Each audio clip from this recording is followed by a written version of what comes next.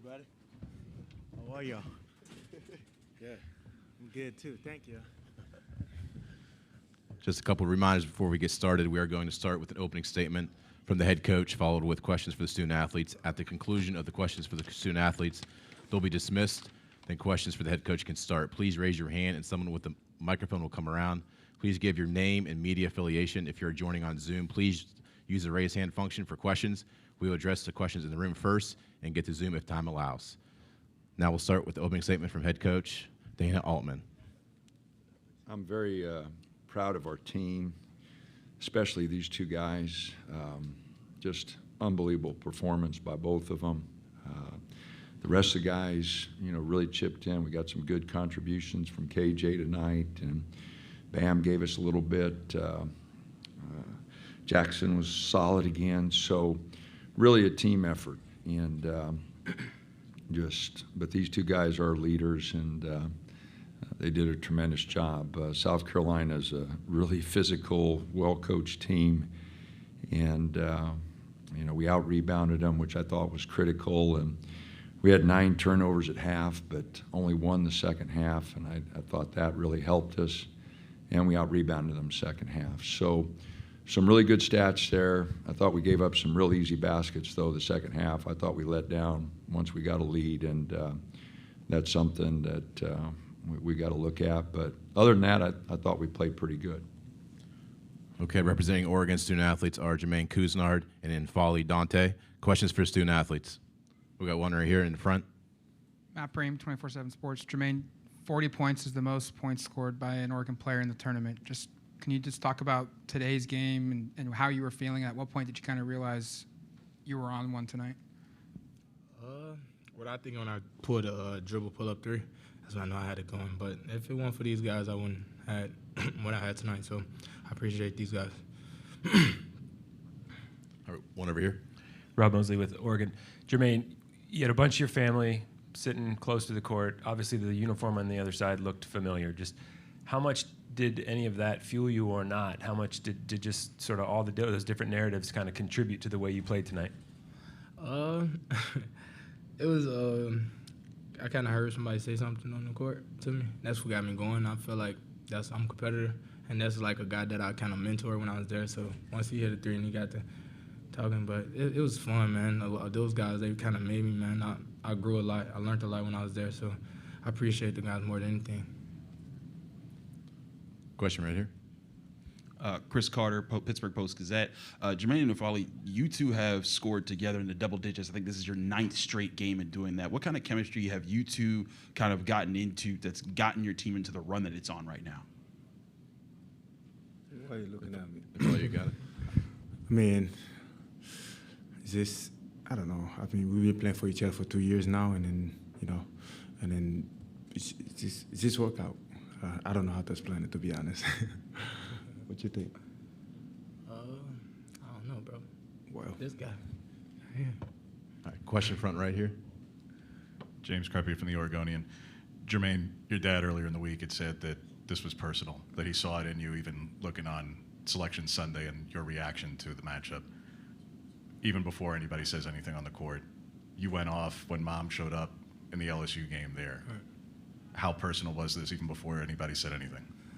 First of all, this is one of my grandmother's first game, so I was happy to see her be able to drive out here and be able to get to watch me play. But I think it wasn't them. It was just me just being competitive. I know those guys have a great team over there. Coach Lamont did a wonderful job this year. And it was just me just showing my will, just trying to compete to win. Question middle back. Jason Lloyd from The Athletic, straight ahead. I'm sorry, I missed what you said. Who said something to you on the court, and what did they say? Jacoby. That's my little brother, though. But it was nothing personal, though. But I just heard him say one thing after he hit a 3. And it was just. What did he say? I can't even remember. I think he just said it's cash. But he know me, though. I work out with him a lot when I was there, so he know, competed against him a lot. So. And for all the injuries you guys have had to overcome this year, and how have you been able to make it to this point, and when did you really start to catch fire and catch a rhythm? We just kept believing. Coach just kept telling us just when we do 2 things, just rebound the basketball and defend, not turn the ball over, we'll be in good shape. And I feel like we starting to see the formula that that's what it takes to win the games. Questions for student athletes? We got last one right here.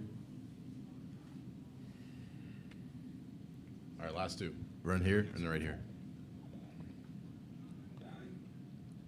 Jermaine, you kind of nodded at Coach there, but Coach has got a good record in the opening game of tournaments overall. What's your perspective on just how he prepares you guys, why he's able to get his team so ready once the postseason comes around?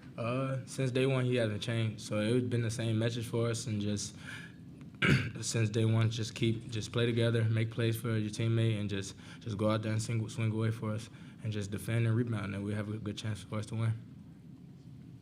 Front right. For both players, we've talked about how this might have been personal or how much this meant to both of you because you're 5 of your guys.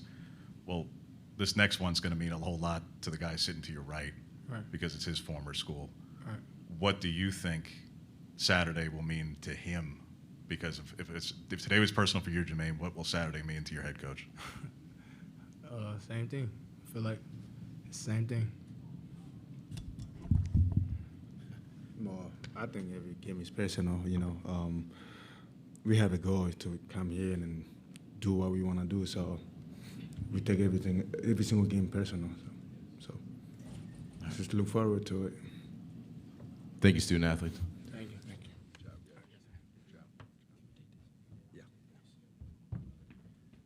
Good job, Dante. All right, same thing. Please raise your hand if you have a question. Questions for Coach Altman, right here in the middle. Chris Carter, Post-Gazette. Coach, I want to ask you the same question I asked them. What have you seen that's gotten into them that's led you guys as a team and got you guys into the run, especially from Jermaine and Folly? Well, I think Dante, has really worked himself into much better shape, even though he's grabbing air tonight, sucking air tonight. But he was out 10 weeks, and he comes back mid-January. And when you're a man that size, it takes a while. So I think his conditioning has got much better. Jermaine and him have got a much better feel playing with each other. Jermaine missed, half of last year, so they haven't played that much together, but, I just really saw in practice, when Dante started getting back, mid-January, late January, early February, that those two in a pick and roll situation, those two, looking for each other. They're our two oldest guys, our two most experienced guys. And you see how college basketball is all geared to experience. And so, we geared it to them. And, they're just great guys. They're easy to work with. They listen. They try to do what I ask them to do. So I'm really happy for both of them. They've carried us.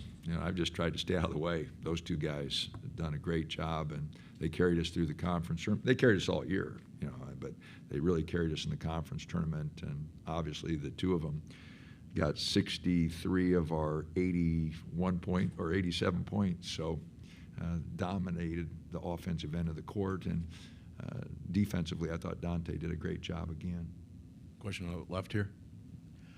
Coach, your guys were talking about the formula and the formula you preach with rebounding, taking care of the ball, all that. But obviously, it helps having a guy score 40 as well. Just what was your perspective on Jermaine's night and kind of the impact he had on this one, and kind of what fueled that, what made that possible?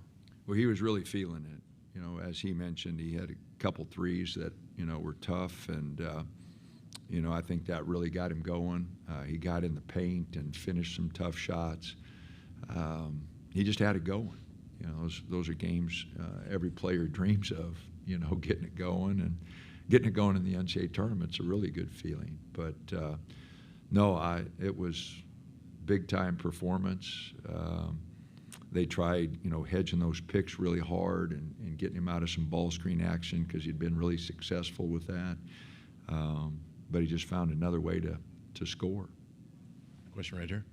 Dana, they made that three right at halftime to kind of deflate things a little bit. How did you guys what were the adjustments you guys made in the second half? Because I think you came out and went on like a 23-8 run to kind of build up that huge lead. You know, nothing really. I talked about the turnovers. The rebounds were even at half. You know, I told them, that's just one shot, guys. You know, it's no big deal.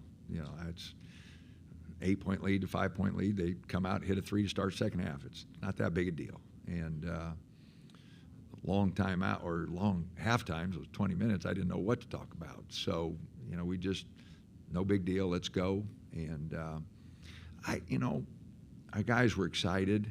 They knew they didn't play as well as they wanted to. And we really felt like we could pick up the pace and play a little quicker. And and we just, you know, Jackson getting that steal and getting an easy 2 and got an easy 3 in transition. You know, those things really pick you up. We got time for a couple more front right here. Dana, they're one of the better scoring defenses, mainly due to tempo. For Jermaine to drop 40 and the rarity of that, was there something you guys saw heading into this that made you think he would have a big night, maybe not 40, but that he would have a prolific night? Well, he's been playing so well offensively. We really thought, you know, we could get some isolations and you know, get him some easy buckets. They weren't quite as easy as we hoped. And then the ball screen action, you know, we felt like. And, you know, I thought, you know, the pace was good for us. It wasn't really fast, but it was just quick enough that we could get down. And until we got a little tired there the last 8 or 10 minutes, we didn't push it very hard there. But until then, I thought the pace was pretty good for us. Right middle. Brooke Pryor, ESPN. Dana, you coaching, haven't lost a first-round game while at Oregon. What is it about the way that your team responds to being in the tournament, to playing in the first weekend, first game? Is it like riding a bike when you get here to this point? No, it's always exciting. Our guys were really excited, you know, and they're a good group, you know, so when we talked to them about the things we had to do, we were really impressed with South Carolina on film. You know, wins over Tennessee, Kentucky. And I told these guys, you know, they got impressive wins, fellas. You know, we're going to have to play our tail off. And so, you know, our guys knew the battle that was ahead. They got excited about it, you know, and that's where leadership comes in. And Jermaine and Dante, again, did such a good job. And, you know, we've just been really fortunate. We've had good players. We've had competitors. And these guys, you know, the season's been so up and down for them. I mean, Dante, you know, plays the first game and then 10 weeks out with knee surgery. And we lost 4 guys, you know, to season-ending injuries. And, you know, the guys handled it. They didn't make any excuses. You know, we tried not to, as coaches, make any excuses. Hey, this is what we got. Let's go. But the response of those 2 guys in particular, and, you know, telling the freshmen don't know. You know, we got 2 freshmen are starting, they don't know. Junior college guy, he doesn't know. And so those 2 guys' leadership, it's been the deal. You know, they've really done a tremendous job, as good as any of the great leaders that we've had, Peyton Pritchard, Eugene Omarui, Dylan Brooks. They're as good as any leaders we've had. My last 2 quick ones are here and right there in the middle aisle. Justin Guerrero, Pittsburgh Tribune Review. Dana, there were a couple times down the stretch there in the second half where they tried to claw their way back into things, coming within 12, 11, 10 points. Just how pleased were you with how you guys played down the stretch? And in your mind, what was key to kind of keeping them at arm's length and just staying ahead there? Well, 2 things. That's what I talked about. I was disappointed. We gave up some real easy baskets in that stretch. But we hit our free throws. We shot 80% from the line, 24-30. And we had some really good possessions where Jermaine and Dante had the ball in their hands at the end of it. And either got fouled or scored. And so our defense wasn't what it should have been. But offensively, you know, we kept pace with them and finished at the rim on a few. And, again, the free throws. KJ hits 4. Jackson hits 4. Jermaine hit his. Everybody but Dante was perfect from the line. And this time of year, free throws, you know, decide a lot of ball games. Our last question right here. Jason Lloyd with The Athletic. What's this next one going to mean to you? Oh, you spend 16 years at a place, and I got great feelings about Creighton. As I said yesterday, you can leave a place, but that doesn't mean you still don't love the place. And I've had 14 great years at Oregon, and I love this place.